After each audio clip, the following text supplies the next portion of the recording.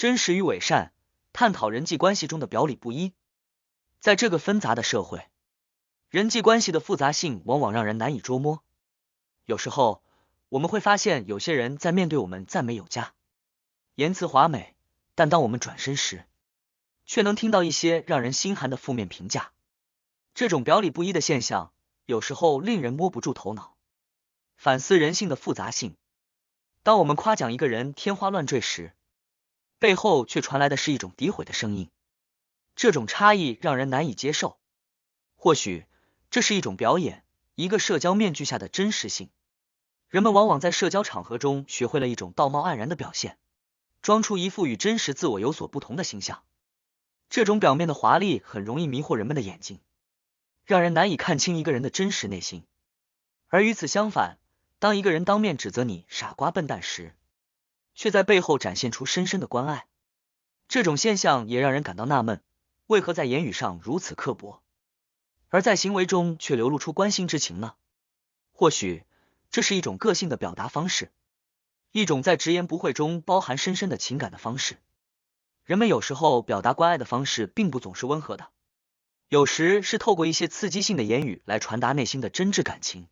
言辞与行为之间的差异也让人想起了一个古老的谚语：话不可听当下，阴奉阳为最可恨。这句话提醒着我们，有时言辞之中蕴藏着深意，需要我们细心体察。人们在交往中可能不总是坦诚相待，而是透过一些阴奉阳为的手段来达到某种目的。这种做法让人感到不安，因为表面的言语与真实的动机之间存在着巨大的鸿沟。综合而言，人际关系中的表里不一是一种复杂而普遍存在的现象。这种现象提示我们在交往中要保持警惕，不只是听其言，更要观其行。